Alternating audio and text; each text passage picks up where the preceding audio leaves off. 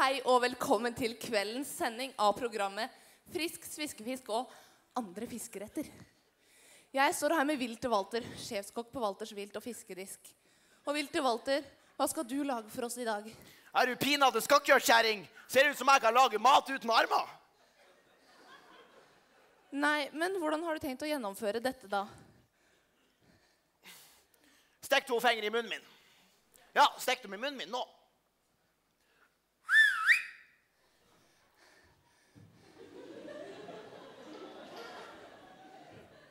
Forkle!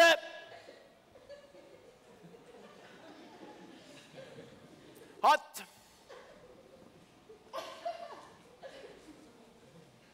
Og armer. Sånn, da var det klart å lage mat. Ja, og hva skal du lage for oss i dag? Jo, i dag skal vi sløye, tilberede og koke slappfisk. Så bare vent litt, skal jeg åpne opp kokeboka mi her? Det var litt av en kokebok. Nei, det er hele kokeboka. Og her er oppskrifter fra alle landets breddegrader. Ikke lengdegrader? Jo! Men til fisken. Vi skal tilberede slappfisk. Skal vi se, skal jeg bare ta den kontrollen her, og så skal vi se om jeg får opp oppskriften. Hva for en rett er det? Det var fotografisk. Ja, det der var geografisk. Nei, det var heller ikke slappfisk. Det var filosofisk. Der ja, der har vi slappfisk. Ja. Den skal vi lage i dag. Men Wilter Walter, du som er fra Nord-Norge, hvorfor valgte ikke du å lage mat av rein? Jo, også jeg ville bryte med tradisjoner, gå nye veier. Og da tenkte jeg heller jeg kunne lage det motsatte av rein, som er fisk. Er fisk det motsatte av rein? Nei, det er vel ikke det. Nei. Men da er det kanskje bare å begynne, da. Jeg tror vi kan gjøre det. Så da tar vi fisken, og så slenger vi han i bordet. Så innvollene løsner opp. Ja, der datt fisken på gulvet. Ja, men det er ikke noe problem. Fra gulv til munn, som de sier. Sier de det? Nei, de gjør vel ikke det, men vi kaster jo ikke fisk. Nei, akkurat. Sånn. Men hva skal du gjøre med fisken nå? Jo, nå tar jeg den kniven her, og så splitter vi opp buken på fisken. Ja. Og så river vi ut innvollene, og så gode innvoller. Se, der ja. Og så...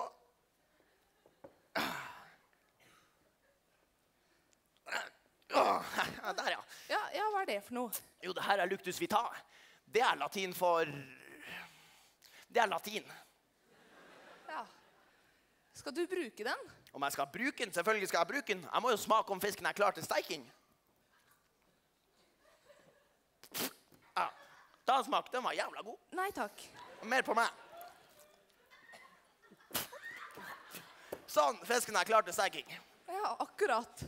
Og hvor lenge skal en slappfisk steike? En slappfisk? Jo, en slappfisk, den skal stå i 21 minutter. Ja, men nå er det jo sånn at vi pleier å jukse på TV. Så ja, men det skal ikke vi. Så her er det bare å smøre seg inn med tålmodighetskrem. Så kan vi vente i 21 minutter.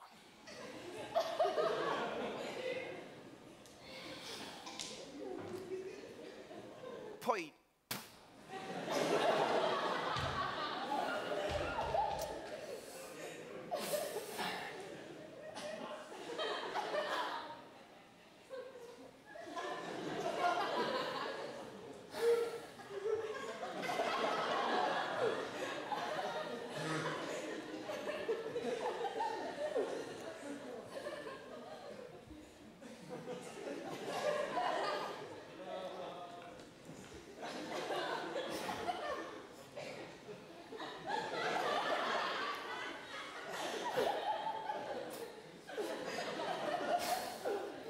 Det var forferdelig lenge med 21 minutter. Jeg begynner å bli jævla lei. Vi skal ikke bare ta fisken nå da. Men nå skulle jo fisken Jo, steike men en slappfisk kan du steike så lenge du vil. Han vil fortsatt være like dorsk, så jeg tror vi tar han nå. Ja, da gjør vi det. Ja, og da var fisken klar til servering. Nei, nå er du pina meg hørt en jævla mann sitt, kvinnfolk. Vi mangler å tilberede han. Se nå her. Jeg begynner med litt sitron.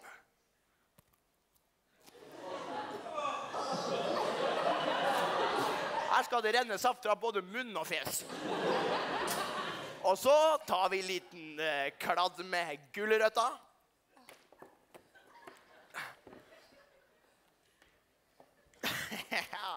Og så avslutter vi som alltid med en dusk gullerot. Ja. Akkurat, og da fisken klar til servering. Ja, det stemmer. Men jeg regner med ikke du vil ha de stygge trær, så jeg tar han selv.